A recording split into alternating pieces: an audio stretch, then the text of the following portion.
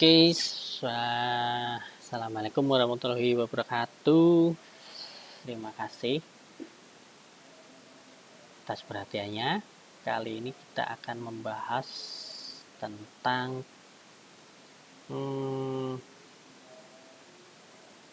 bab pembahasan dalam menulis esai. Oke, dalam menulis esai, kalian ketika mengembangkan pembahasan, kalian harus mengingat yang pertama adalah topik kalian. Judul, topik, atau tema. Kemudian yang kedua yang harus kalian ingat adalah sudut pandang atau angle yang telah kalian pilih. Dan yang ketiga, yaitu teknik brainstorming yang telah kami ajarkan. Kenapa?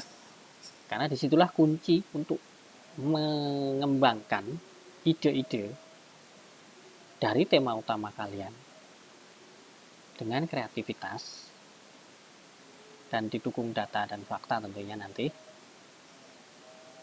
untuk kita kembangkan sampai level paragraf. Nah, oke, saya akan langsung saja memberikan contohnya.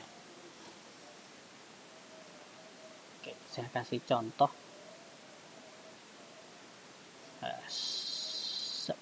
topik atau tema kasus Prita.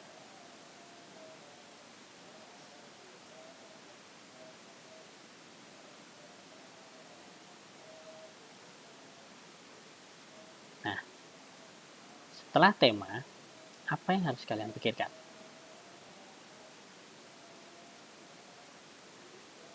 Yang harus kalian pikirkan adalah angle atau sudut pandang. Oke, ini pernah kita bahas ya. Sekarang, apa fungsi sudut pandang itu? Itu saja menentukan tulisan kita ke depan. Saya akan memakai sebab atau cause, akibat, atau efek. Dan kemudian saya akan nambahin satu lagi, yaitu solusi yang akan saya tawarkan. Oke.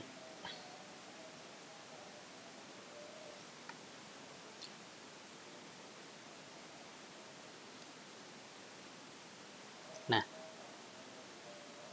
dari dari sudut pandang sebab akibat yang sudah kita pilih ini tadi,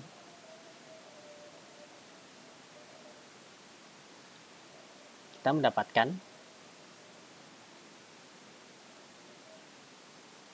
subbab 1,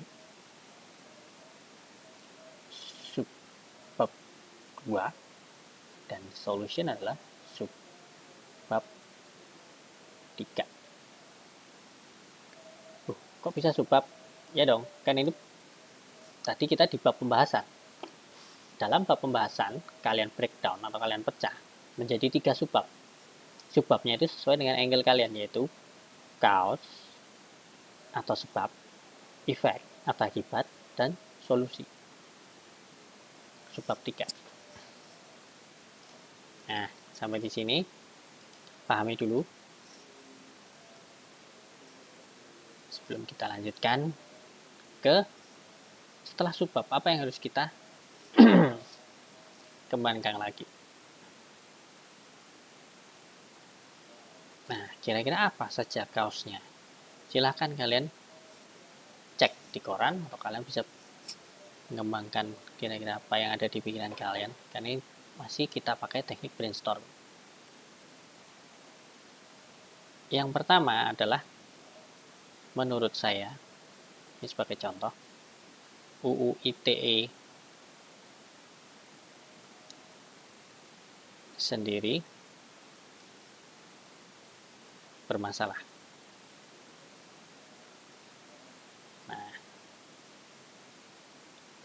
Kemudian yang kedua,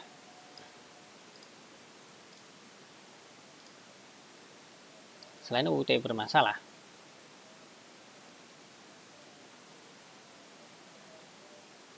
tafsiran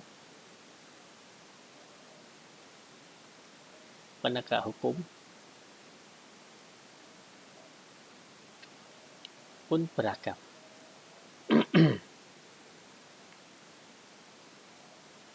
Dan yang ketiga, penafsiran ahli hukum yang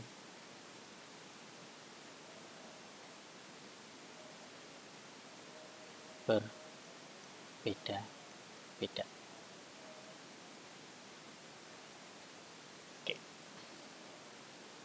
Oke. Tadi kita sudah dapat subbab 1, subbab 2, dan subbab 3. Subbab 1 adalah kaos. Apa saja penyebabnya? Nah, setelah kita kembangkan, ini menjadi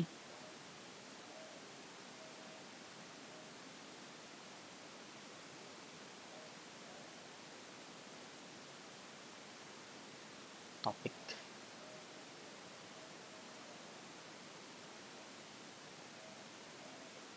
Satu.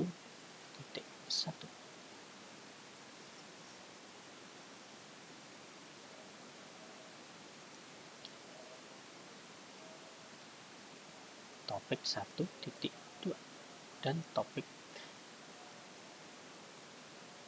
1.3.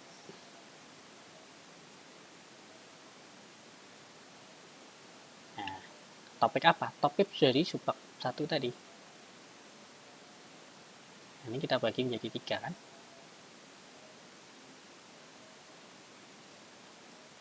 Topik 1.3.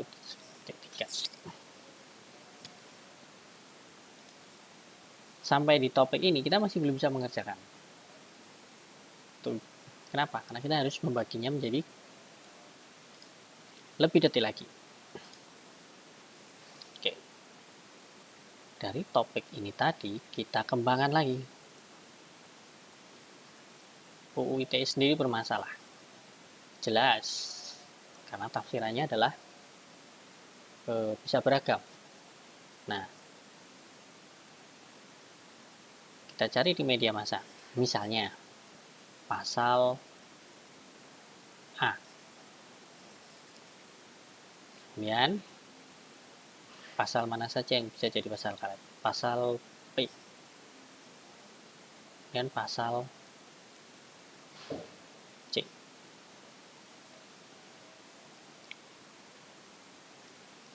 Konklusi atau pasal-pasal yang disangkakan kepada berita adalah pasal karet. Nah, oke. Jadi ada, ini saya contoh saja, saya tidak tahu aslinya seperti apa pasal-pasal karetnya. Saya cuma ngasih contoh bagaimana mengembangkan dari satu topik menjadi pembahasan yang penuh dengan berbagai paragraf. Nah, di sini kita sudah ada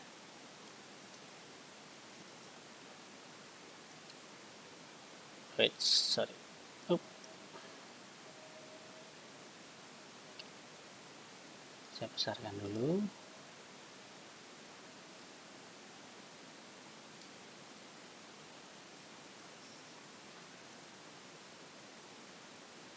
Di sini ada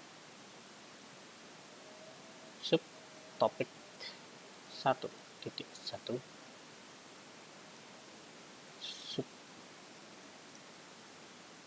topik. Sorry, tadi 1.1 sudah, berarti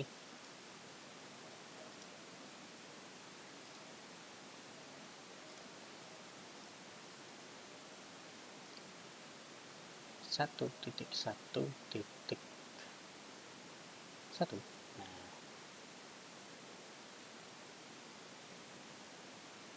satu titik dua.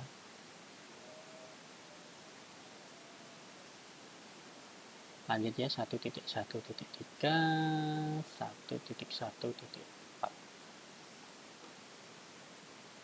Kita mendapatkan subtopiknya.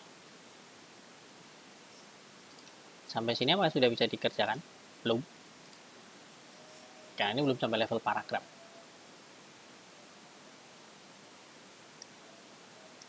Terus apa yang harus kita lakukan setelah sampai sini? Kita detailkan lagi pasal A. Isi pasal A. Kedua, penjelasan pasal A.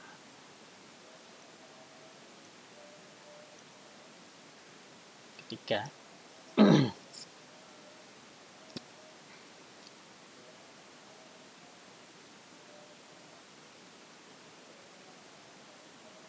kontroversi pasal A. Keempat, contoh kontroversi pasal A. Kelima, konklusi dari pasal karet di atas. Nah, sampai di sini baru bisa kita kerjakan. Karena ini sudah sampai level paragraf. Isi pasal A. Ini sudah jadi satu kalimat sendiri, minimal satu kalimat. Penjelasan pasal A. Ini satu kalimat. Kontroversi pasal A. Bisa 1 sampai 2 kalimat. Contoh kontroversi pasal A. Nah, ini bisa 1 sampai 3 paragraf, tergantung contoh yang Anda dapatkan. Konklusi bisa 1 sampai 2 kalimat. Dari mana Anda dapatkan data-data ini? Baik isi pasal A, penjelasan, kontroversi, contoh, dan konklusi. Kalau isi pasal, Anda bisa langsung dapat dari undang-undang. Tapi untuk yang lain, Anda dapatkan dari media massa, baik online maupun cetak. Nah, dengan 1, 2, di sini tambah 2 lagi, bisa 4 kalimat. Kalian sudah dapatkan satu paragraf. Dan kuncinya adalah di sini, contoh. Kalian bisa kasih 2 sampai 3 contoh. Dari media massa tersebut kalian kutip saja. Dan kalau perlu kalian beri penjelasan sendiri. Dari contoh-contoh yang berupa cerita tersebut, kalian bisa dapat minimal 1. Bahkan bisa 3 paragraf, atau bahkan lebih. Nah, kenapa yang 3 paragraf atau lebih ini penting? Karena kalian punya target minimal sekian halaman. Di luar daftar pustaka dan daftar isi serta halaman judul.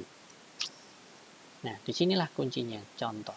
Karena kalau konklusi, paling kalian juga 1-2 kalimat. Agak aneh kalau konklusi sampai 3 paragraf, 4 paragraf. Nah, kira-kira seperti itulah cara mengembangkan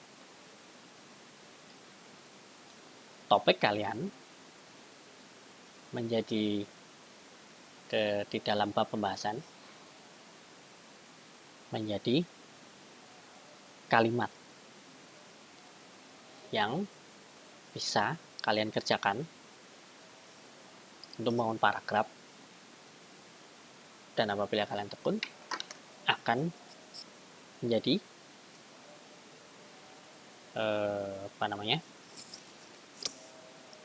pembahasan yang menyeluruh dari keseluruhan topik utama kalian. Bagaimana dengan pasal B? Untuk pasal B, saya pakai. Nah, untuk pasal B, kalian bisa kerjakan dengan format yang sama dengan pasal A. Misalnya ada pasal lain yang juga pasti kontroversial atau bisa ditafsirkan secara beragam. Nah, kalian kerjakan juga dengan format yang sama.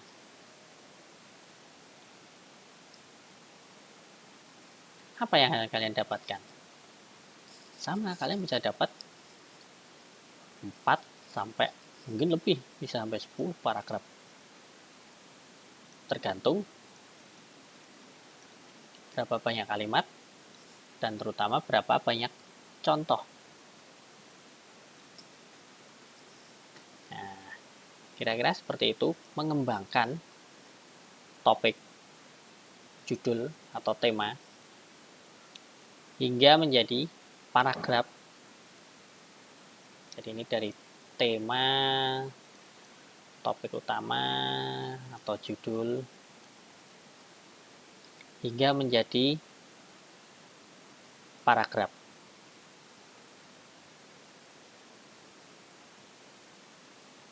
Mengembangkan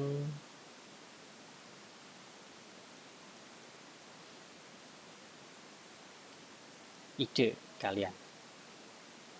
Caranya dengan 2 tadi. 1, teknik brainstorming, dan 2, tentukan angle atau sudut pandang. Nah, ini juga berlaku untuk efek. Efeknya apa saja? Saya nggak akan kasih karena ini cuma contoh. Kalau saya terlalu detail, nanti akan ada yang mengikuti contoh saya. Oke, kira-kira begitu. Kalau ada pertanyaan silahkan hubungin saya melalui MS Team. Saya akan senang sekali untuk membalasnya. Dan patut diingat bahwa 3 minggu lagi kita akan menghadapi UAS. Jadi kerjakan dari sekarang apa yang sudah kami ajarkan. Topiknya terserah, silahkan kalian bangun sendiri. Ini materi terakhir karena materi citasi atau teknik pengutipan sudah saya berikan kemarin. Linknya sudah saya bagikan. Dan saya sangat berharap kalian semua bisa membuat esai yang kami tugaskan. Karena apa? Karena teknik ini sangat berguna sepanjang kalian kuliah. Karena nanti ini esai ya. Karena nanti kalau sudah mulai research paper atau research skripsi ya, itu perbedaannya dalam mendevelop idea adalah Anda menggunakan susunan baku metode ilmiah. Jadi format dari format skripsi itu sendiri sudah baku. Jadi kalian tidak bebas menentukan angle. Tapi itu nanti kita bahas di metodologi penelitian. Tapi cara mengembangkannya adalah sama, yaitu dengan cara brainstorming ini. Jadi kalau kalian terbiasa, ini akan sangat bermanfaat bagi kalian dalam mengembangkan paper-paper untuk mata kuliah lain, esai-esai untuk mata kuliah yang lain, dan nanti kedepannya hingga skripsi yang akan kalian hadapi ketika kalian sudah semester 7. Oke, kira-kira itu dari saya. Selamat belajar. Terima kasih. Assalamualaikum warahmatullahi wabarakatuh.